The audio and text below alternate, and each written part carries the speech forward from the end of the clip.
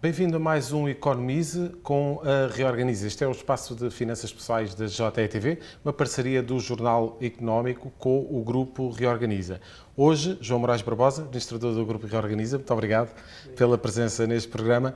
João, hoje temos aqui a apresentação de um livro que poderá ser muito útil para quem pensa em começar a fazer investimentos imobiliários. É precisamente, então, o Guia do Investimento Imobiliário, escrito pelo João Moraes Barbosa, foi publicado agora em maio. João, muito obrigado por teres trazido este livro para podermos falar um bocadinho daquilo que são as particularidades do investimento imobiliário. Começo por te perguntar como é que surgiu a ideia deste livro. Que necessidades é que tu encontraste em termos daquilo que estava disponível no mercado editorial nesta temática tão específica para poder lançar então este livro? Certo, portanto, a Reorganiza tem trabalhado muito o tema da literacia financeira, gostamos muito de todo o tema de poupança, de investimento, enfim, temos trabalhado vários temas, temos trazido aqui também ao Economize vários destes temas e temos percebido que existe assim uma dificuldade grande das pessoas em tudo o que fala de investimento. E se percebemos que o investimento financeiro envolve muitas rúbricas, as ações, as obrigações, analisar riscos, tendências de mercado e uma série de questões que acaba por ser um pouco mais complexo. Por outro lado, o investimento imobiliário parece-nos a nós que é algo bastante mais simples, porque na realidade todos nós acabamos por lidar com isto no dia-a-dia, todos nós vivemos numa casa, ou é arrendado, ou é a nossa casa, portanto vamos percebendo... Temos o contacto com aquilo que é o universo imobiliário, não é? Sim, portanto vamos tendo alguma sensibilidade, não é? E depois pensamos, e as pessoas quando se fala do investimento imobiliário pensam, isto pode ser complexo, isto pode ser muito difícil, mas na realidade aquilo que nós percebemos é que obviamente ser simples não quer dizer que é fácil. Mas é simples e são variáveis que acabam por ser simples de se dominar. E, portanto, aqui foi um bocado o nosso contributo, que é estudar um conjunto de temas. De facto, como me perguntavas, em português se calhar existe 1, 2, 3 livros sobre estes tópicos, mas procuramos que seja um livro um pouco diferente, um livro que seja bastante mais prático, porque vem tocar muito daquela que também é a nossa experiência enquanto investidores. Portanto o João e eu, portanto, os sócios da Reorganiza, vamos investindo em alguns imóveis e aqui também neste livro vamos partilhando de algum modo a nossa experiência com algumas compras, com como é que nós fazemos, quais é que foram os erros, quais foram alguns mitos também que andam em torno deste tipo de investimento, um bocado para ser aquela chamada à ação que é, atenção, é possível ganhar dinheiro com investimento imobiliário, não é muito complicado, se calhar temos é que seguir um conjunto de caminhos que é para conseguirmos atingir esse objetivo. Quem estiver a pensar em começar a iniciar este tipo de investimentos e comprar este livro, vai encontrar conceitos mais teóricos ou mais práticos? O que é que colocaste neste livro para que possa ser fácil de agarrar nos conceitos e a partir daí desenvolvê-los? Portanto, o livro, como as pessoas verão, não é um livro muito extenso, porque, mais uma vez, acreditamos que os principais conceitos não precisam de ser desenvolvidos em muito espaço, porque acabam por ser simples. Começamos, talvez, temos algum espaço dedicado a mitos associados ao investimento imobiliário. Isto é importante, nós pensamos um pouco nisto, vencer alguns mitos. Queres dar um exemplo, João? Só de um mito que seja muito evidente e que afinal não seja assim tão... Tipicamente dizemos que as pessoas pensam que têm que ser ricas para comprar um imóvel e não é verdade. Hoje em dia, com o crédito de habitação, e já temos falado muito sobre crédito de habitação, percebemos que precisamos de um montante baixo para começar a investir, até conseguimos, com recurso ao crédito de habitação, conseguimos alavancar os nossos retornos e ter um retorno muito interessante. Portanto, um mito é, eu não preciso de ser rico. Não preciso de ser rico. Obviamente tenho que ter algum dinheiro, tenho que ter algumas poupanças, mas com algumas estratégias conseguimos começar.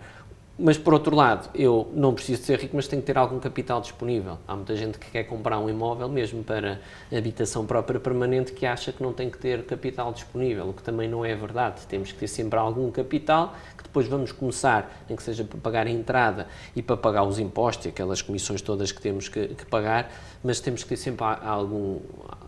E, portanto, estes são dois que acho que ajudam bastante. Deixas aqui já um aperitivo para quem adquirir este livro.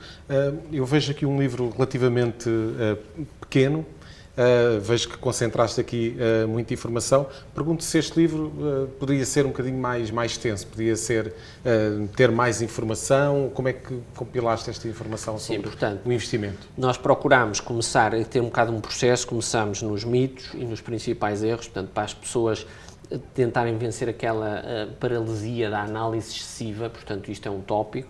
Depois fomos falar de como eu vou escolher um imóvel e que é diferente eu escolher um imóvel para arrendamento ou para revenda, portanto é uma postura diferente, eu prefiro muito mais, por exemplo, o investimento para arrendamento, mas há investidores que ganham muito a fazer revenda e, portanto, cada um tem o seu perfil, mas falamos um bocado de como é que vamos escolher os imóveis, atenção à oferta, à procura, à localização, há algumas questões mais demográficas, mas não somos assim muito extensos, aí não quisemos maçar muito, porque aí já estamos a entrar num detalhe de consultor imobiliário e acredito que para além destes conteúdos, nós temos que ter uma equipa por trás, pessoas a quem nós possamos recorrer, por exemplo, ao consultor imobiliário da nossa confiança ou ao consultor de crédito que nos ajude a obter o melhor financiamento, porque nós não temos que dominar tudo.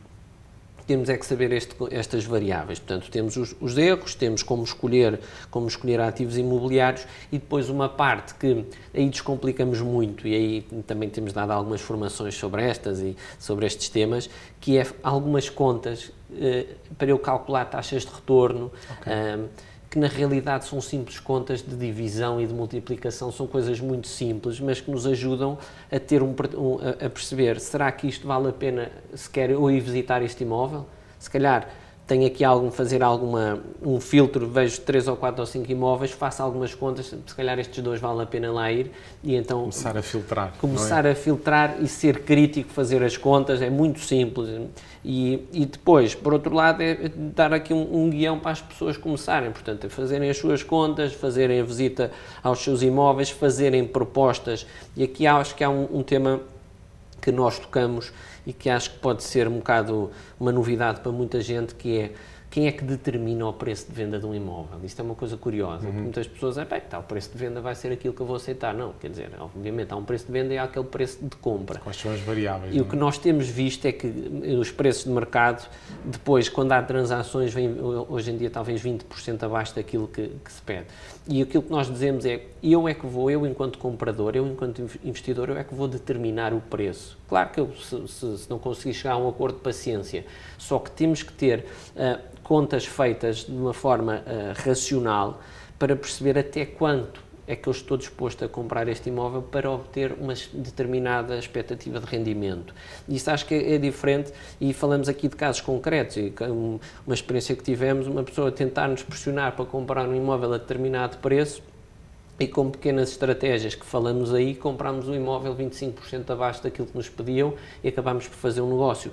Mas se fôssemos à partida naquela coisa do agente imobiliário que tens é que comprar, acabaria por perder muito dinheiro nesse contexto. Portanto, isto acho que pode ser interessante.